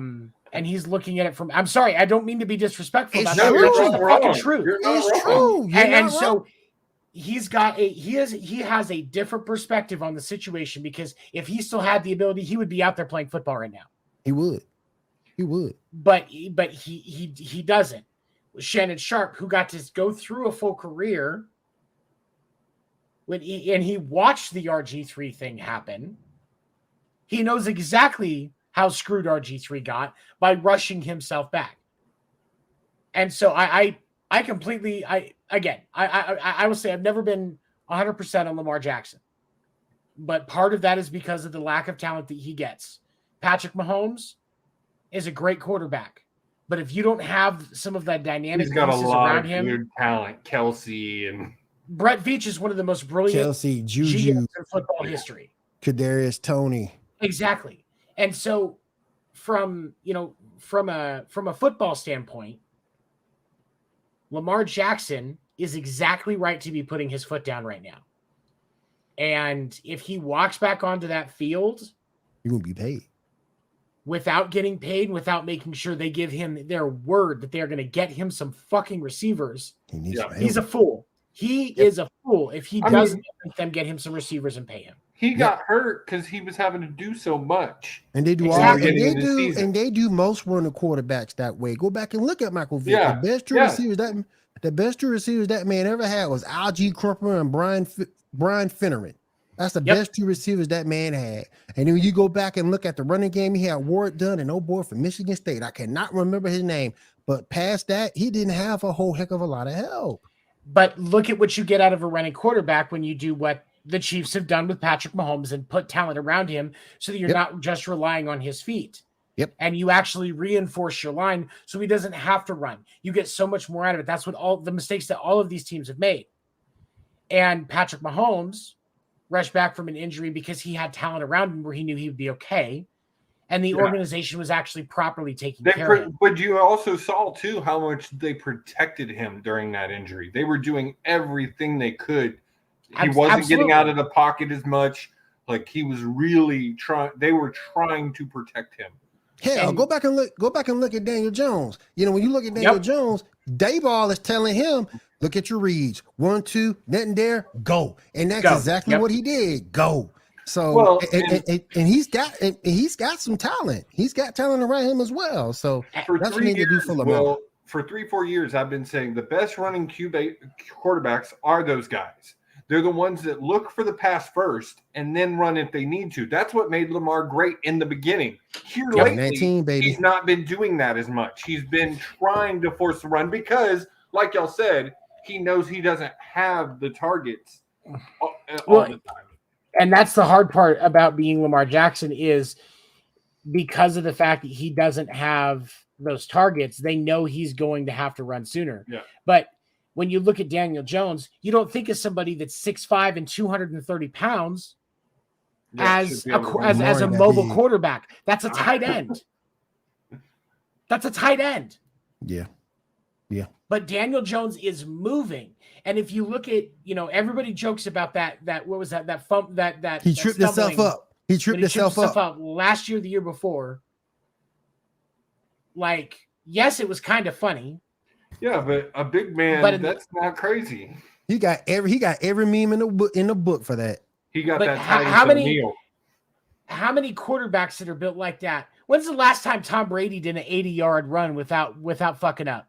Facts. We were just talking about how someone said recently, Tom is one of the least athletic football players in the league. He's not athletic. He stays in that pocket. That's one of the reasons he's been able to do this so long is he never comes out of the pocket. He doesn't have to. Exactly. Yep, I agree. I want to get to this game. It just ended, but we got to talk about our boy, Seven. We got to talk about the Purdy mouth. He ain't my boy. He ain't my boy, but they won 41-23 this weekend over the Seattle Seahawks. They won 41-23 over the Seahawks. Gino is comeback player of the year, hands down. His best season ever. I love Gino. I love what he did with Seattle. But Brock motherfucking Purdy. And it's not just him. Kelsey had a great game. The offensive line, the D-line, everybody. Well, again, we just talked about it. Look at the position he's in. He got help. He does. He had help. He got plenty of help. He's got the best or the second best tight end in the game right now. Probably third.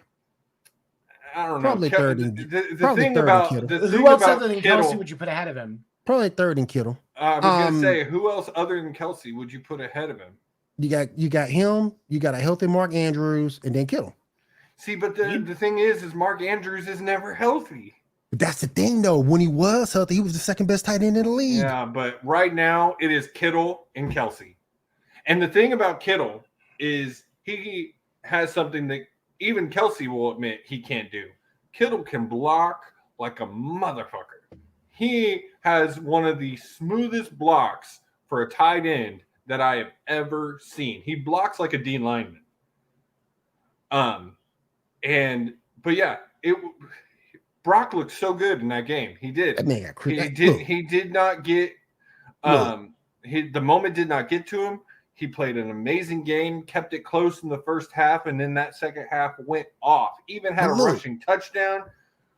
But look, that man got look at that roster. Again, Debo Samuel, Brandon Ayuk, Christian McCaffrey, Kittle. Even Purdy said it. That man got talent. Purdy and the coach both said it. It's not just me. The entire team has stepped up. Everybody. Team right there, though. But the fact that this rookie, Mr. Irrelevant 2022, has Irrelevant.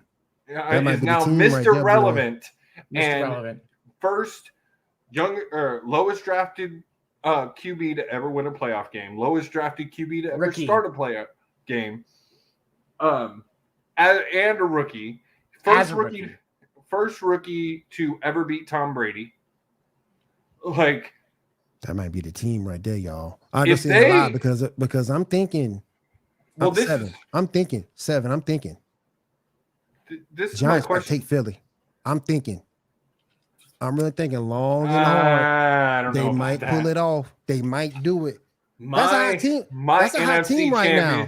I mean, my NFC championship is Philly. That's a hot team right now. It should be Philly and San Fran, but I don't know because we're gonna get into picks before we. The Giants get out look of here, great. But the Giants look great this week. They did look great, but he's still. I don't know. We'll see where that goes.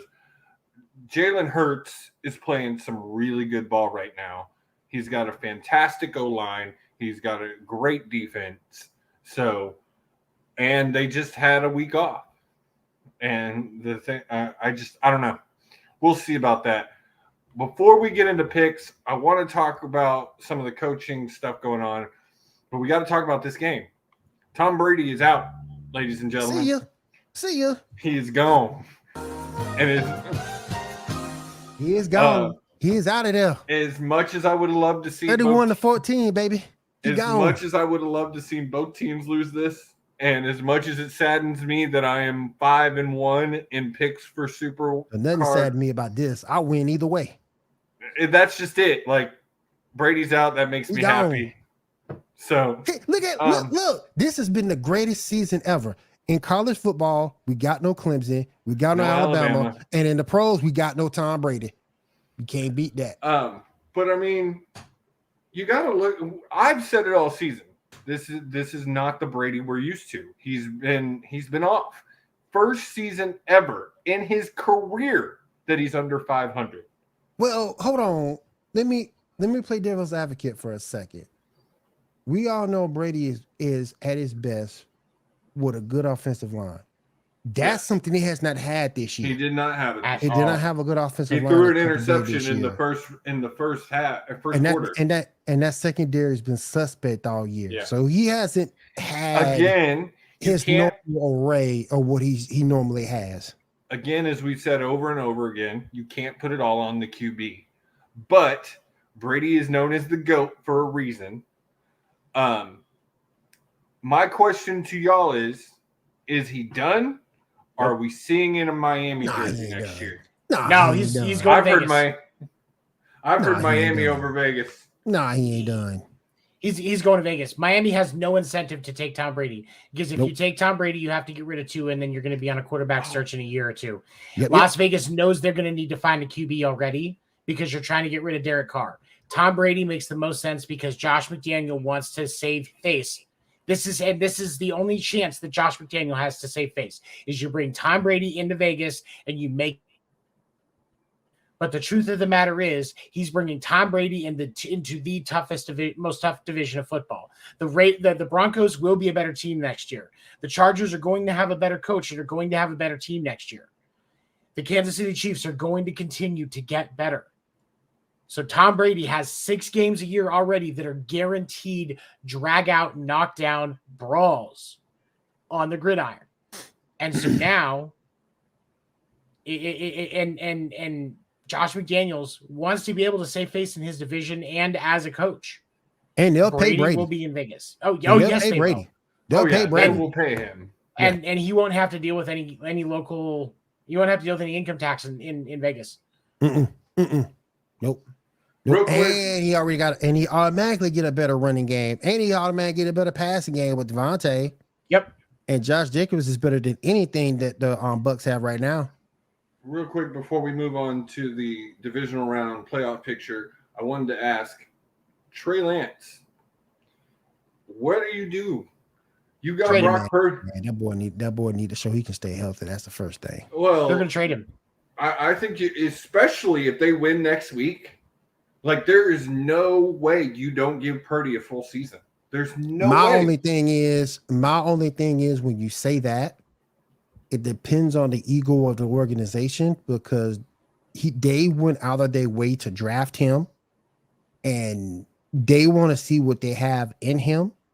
So I don't know if I'll definitely go Purdy the way of Purdy next year. If Lance can come back healthy, I think they see what they got in him. But if he gets hurt or if he underperforms, then that's when I think they go back to Purdy. I don't think you can do that to Purdy especially if they get all the way to the NFC undefeated.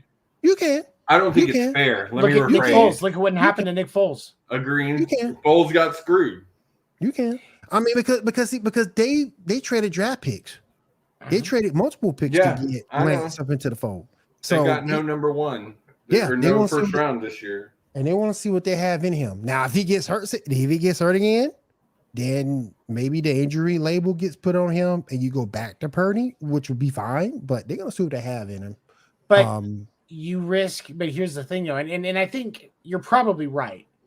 But my question with that is, if you're the 49ers, you are putting yourself at risk of not being able to get any of that value you lost in grabbing him by putting him back on the field. If you get him healthy, there is still a trade market for him. Yeah.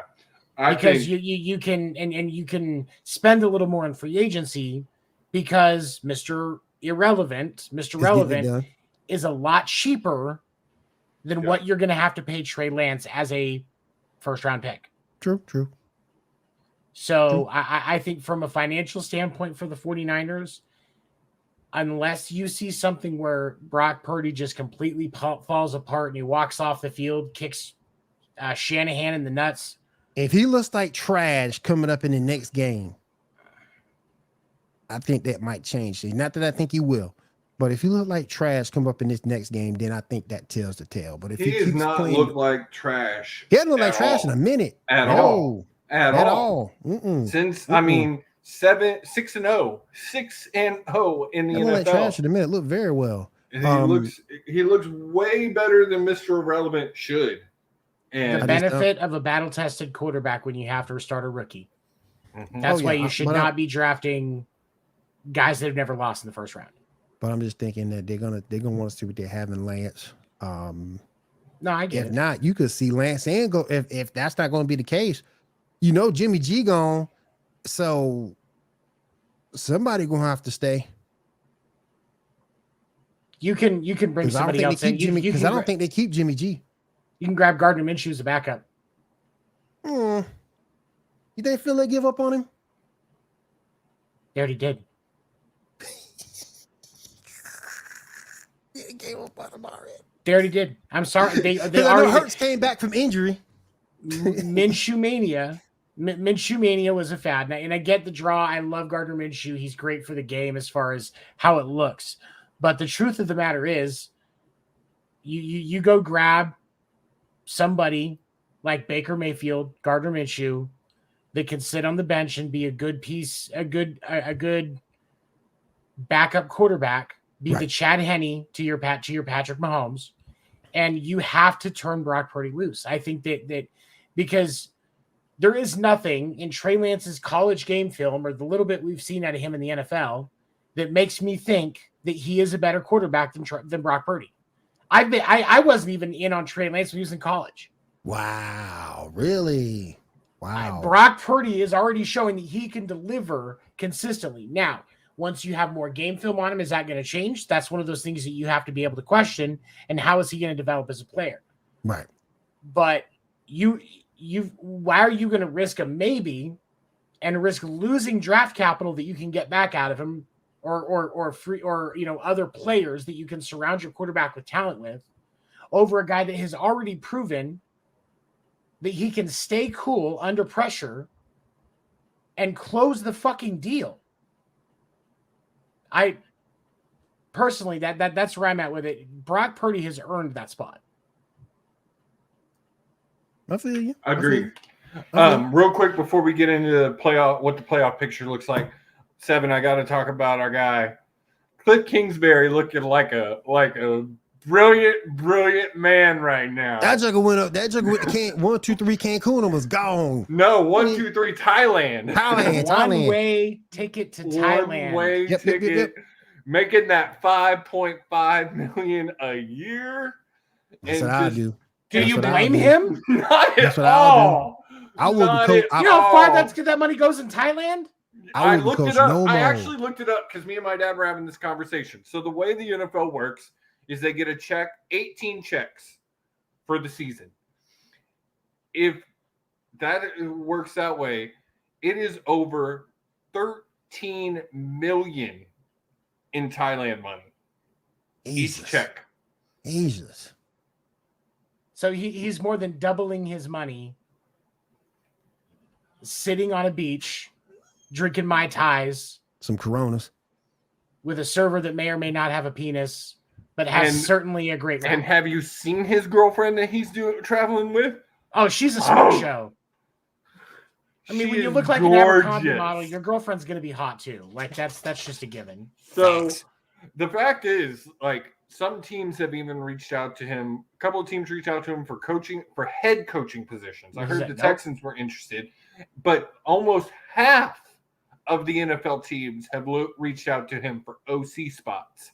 And he's just like, nope, I'm good. Well, that's what he is. Like Seven said, can you blame the man? And that's what he is as an OC. He's not a head coach. Agreed. He can't make adjustments at halftime. His clock management toward the end of games is just crazily bad. That's what he is as an OC. And that's a kind of a hard pill to swallow, being from a head coach going to the OC. It's kind of like a hard pill to swallow. He was 10-14 as a head coach with Patrick Mahomes in college. He should not be coaching in the NFL anyway. He should be in some fucking D2 school. Go give him the head coaching job for fucking Appalachian State. That's where Cliff Dingleberry should be if he's going to coach. How the hell that man get the job in the first place? He'd go take Prime's job at Jackson State. Oh God, that would be fucking hilarious. That'd be hilarious. Every loss he'll get destroyed. Every loss he'll get destroyed. The smartest thing he can do right now, because the attention on his name and the memory on his name is going to be so fresh for at least a year. You mean to tell me that I can more than double my money in Thailand and spend a year on the beach not doing a goddamn thing? With my hot ass girlfriend. Okay. Bye. Yep. Somebody was like, hey, I'm going to give you $5 million to go to Thailand for a year and not do anything. I would be gone so quick there wouldn't even be a puff of smoke. Oh, yeah. I love you guys. I love doing the podcast. Mental health matters, but my mental health matters most. And if you're going to give me $5 million and a one-way ticket to Thailand, I'm gone. We gone. I gone. Yeah, I'm right there with you. Let's go ahead and get into our picks. All right, so here's the playoff picture in the NFL. We now know it is going to be San Francisco versus Dallas, New York versus the Eagles, Jags versus KC, and Joey B versus Josh A. So, how did y'all do in this round? I went 5-1. I wasn't here for this. Well, we didn't pick on show. I'm just saying, like, in your picks, how did y'all do? I went 5-1. My only one was Dallas, and that's just because I can't pick Dallas. I got them all because on paper Dallas should have won that game. Like logically, if you look at statistics, Dallas is a far better team than the Bucs. Agreed. Yeah. And Dax doesn't have 2 bad games in a row, as he just proved, and he had a shitty game last week against Washington. So he should have fucking been in the game last week against Washington. He shouldn't have. They should have been resting that entire team. There was no reason. as much as I love me some sunshine, there's no way. Sunshine There's no way he on beats the Pat cloudy Mahomes day. and the Kansas City Chiefs coming off a bye. So you got Kansas City winning that one. Who y'all got over the Buffs and Bengals? Bengals are playing real well right now.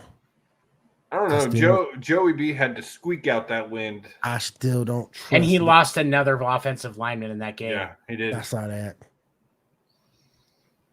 I'm going to go Bills by a touchdown.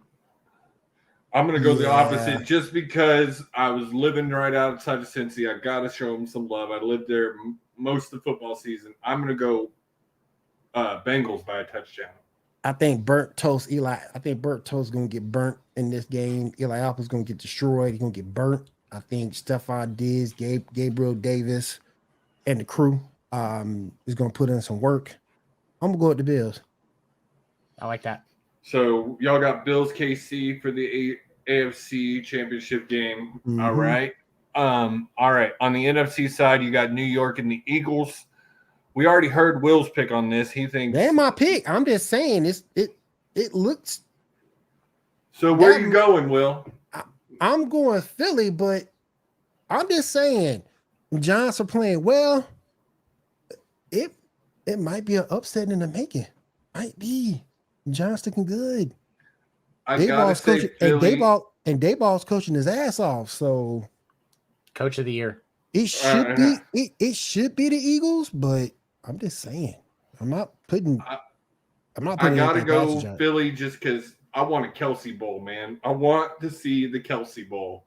Surely for the New Heights podcast, we'll get coming up to it. But I gotta go with Philly, and then Dallas versus San Francisco. Everybody taking the 49ers. I'm taking, by the way, I didn't get to put my pick. Seven. I'm taking the Giants. I am going to take the Giants over the Eagles. What? They're playing well, man. I'm telling you. Here's the thing. The reason why, one of the things that you see when you've got something that's working well, if there's not a lot of film on it, it's hard to scheme against it. Nobody has really expected the amount of the impact that Daniel Jones has made on the ground with designed runs and his timing for when he lets the play break down and just fucking goes for it. And I think that when you look at the Eagles, they are not going to be as effective, efficient, if you will, on the Daniel Jones front as as some people think that they are. I have, since I skipped you, give us your pick for San Francisco Dallas first. San Francisco Dallas. That is very clearly San Francisco. Dak Prescott has had a lot of progress this year, but that Niners defense is stupid fucking good. So good. Stupid good. So good. Stupid Did you fucking see good. how they just shut down Seattle in the second half? Seattle scored 17 points, looked pretty good in the first half. After that, they couldn't do shit.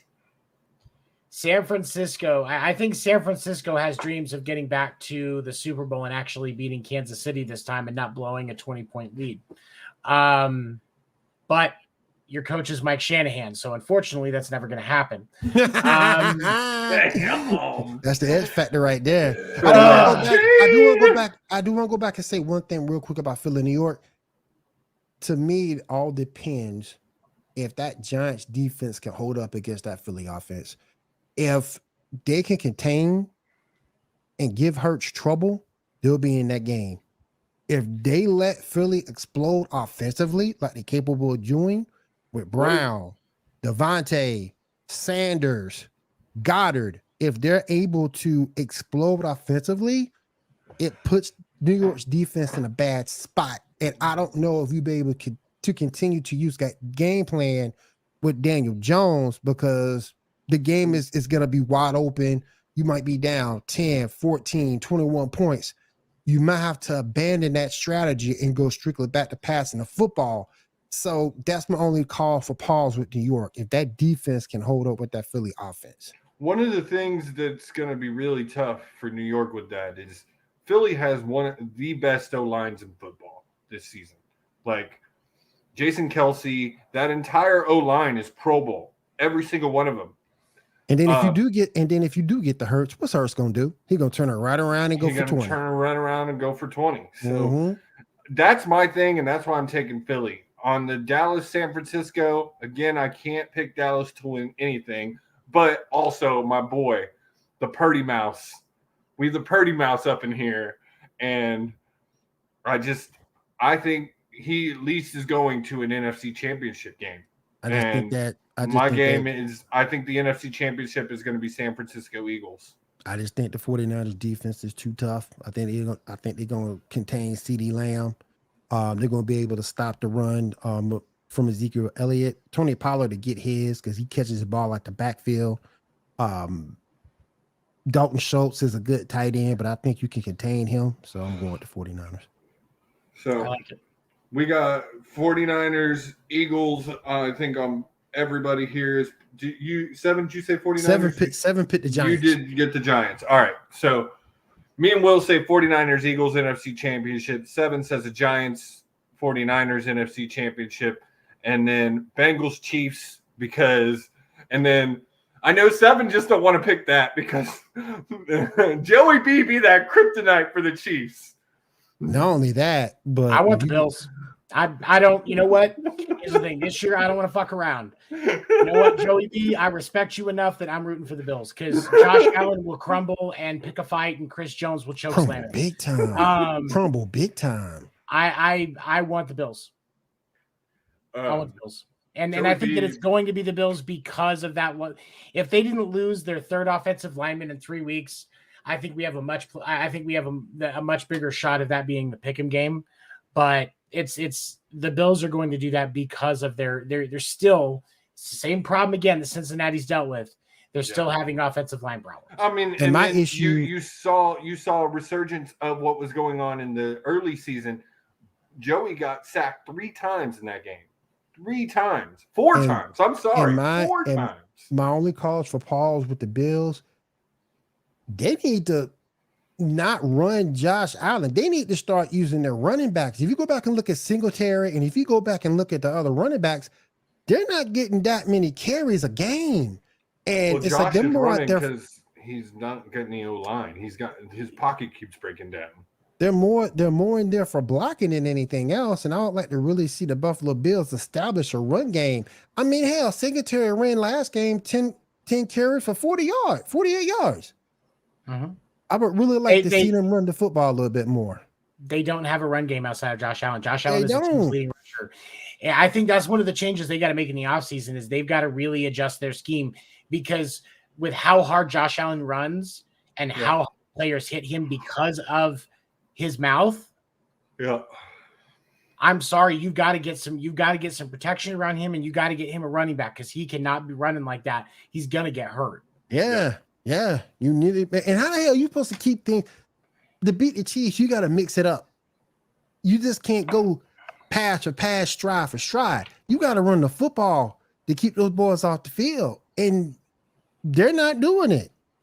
That's the other reason that I want because I'd much rather face Devin Singletary and Josh Allen than Joe Burrow and Joe Mixon. Yeah, hands down. No, I will say that honestly because I want to get back to the Super Bowl. Right. I'm not wanting Boogeyman Joe Burrow on my doorstep again. I'd rather play at a neutral site in Atlanta. He said Boogeyman. If there is one kryptonite to Pat Mahomes, it's Joe Burrow. It is. It's Swaggy Joe. But also the other reason why is if it's the Bills, then they're playing in Atlanta. Yeah, it doesn't take very much research to see how good Pat Mahomes is in a dome where he doesn't have anything affecting where his ball's going, but what he's doing with it. Yep. Yeah. No wind conditions. Yep. So I'm just saying. Yep. Well, It was a crazy super wild card weekend. One of the craziest I can remember in a long time. Games I thought were going to be blowouts were just not at all. There wasn't one. The biggest blowout was the game we just saw. So I'm be surprised if we don't see some crazy games again. Maybe not. Maybe the divisional round is going to be quiet and Nah. I don't see it. I don't see it. I think that Philly and Giants game is going to be noisy enough. Trust me. Yeah, that's going to be noisy. I think it's going to be noisy. I think that depending on, I think both of the NFC games actually are going to be I think every the only single game game. I think the game that will make the least noise is the Chiefs and the Jags, because it's going to be a 10-point game. Yeah, sorry. I love me some sunshine. I love what the Jags are doing. They are going to be a dominant team for years to come if they keep improving like they are. Can't take them boys lightly though. Don't take them boys lightly. Exactly. Yeah, no. Take them boys lightly. If Sunshine proved one thing, it's that you can never count him out. No, don't take those boys lightly, man. Zay Jones, he's got the mindset of a special forces man. Like just the way he was able to just put it away and come Travis back. Etienne, Christian Kirk, Zay Jones, Evan Ingram. Don't count them boys short. Doug Peterson should be coach of the year. If anybody else gets coach of the year, he should be. He should be coach of the year. But you know, and so yes, Kansas City has to take them seriously, but that's a 10-point game. But Bills Bengals, with how they've both been playing and the fact that Bengals just lost their tight end or their that third offensive lineman in 3 weeks, that's going to be a 1-score game. The Eagles and the Giants, 1-score game. Yeah. And I even say, because of the fact that this will be a defensive contest between the Niners and the Cowboys, it will be a 1-score game. I say both teams are playing good defense right now. Both teams are playing good defense right now. Yep. Yeah. To what both of you said. I think Trayvon Diggs, but it might misjudge nothing because it could be one pass that kills him. It will be one pass. And honestly, I think that's what it's going to be. Yeah. He's gonna overdo something, or he's gonna sit under something that he should have gone deep on, and he's gonna get burnt. He's gonna be the NFC's Eli Apple. Yep. Toast. Real quick, out of the two, Dougie P or the coach for the New York Giants, coach of the year? Dougie P. I think Dougie P got it. Dougie P. I mean, don't get me wrong. The guy Dable's great. Dable has had an amazing season, but what Dougie has done after going 3-15 last season, the fact that they have come around and won 7 straight and all that, Trevor Lawrence is looking amazing, finally getting locked in. Like I said, I think their season's going to be over after this round, but I could see AFC Championship in their future next season. You can see some things to come. You can definitely see some things to come. I'm going to close with this. In that Jacksonville Jaguars game, there was one play that Doug Peterson calls a 4th down play. Looked like it was going to be a QB sneak, and it ended up being a run. It ended up being the game-winning play. Ultimately, it was the run that ended where they instead of it being a sneak, they brought him around and he got like fucking 30 yards. And then they kicked it. That is an Andy Reid. That's the Andy Reid effect on the NFL, on the football, because Doug Peterson came from the Andy Reid tree. Yeah, he was an Andy Reid disciple. That play, the first thing I thought of was, that is Andy Reid's touch on the game in another one. Yep. So all the respect to Dougie P for what he did. He coached a great fucking game. Kudos to Trevor Lawrence for keeping a cool head. And also, as always, as I wrap up, remember, remember the Reaver rule. Weaver rule, baby. Guys, thank you all for joining us for another episode of the Sports Report. Make sure you tune in to all of our great content that we have. Weekly Sports Report on Mondays, 9 Central, 10 Eastern. Fight Night on Tuesdays, 9 Central, 10 Eastern. Hardwood on Wednesdays, 9 Central, 10 Eastern. After Dark on Thursdays, 9 Central, 10 Eastern. And returning at the end of February 7th? Yeah, last Sunday in February. Last Sunday of February, winter meetings, 8 Central, 9 Eastern. Make sure you tune in for that. And then just follow, share, follow us on Facebook. We're always sharing content. We got merch coming soon, so make sure you're on the lookout for that. Big things coming for the Sports Report in 2023, ladies and gentlemen. Make sure you're new sponsor announcement this week too. We just new got to get the video done. sponsor. Yep. I'm about to start working on that right now. So, all right, guys, y'all have a wonderful night, and we will see y'all tomorrow for our pay-per-view watch back, Royal Rumble 2000. Make sure you tune in for that. Later, guys.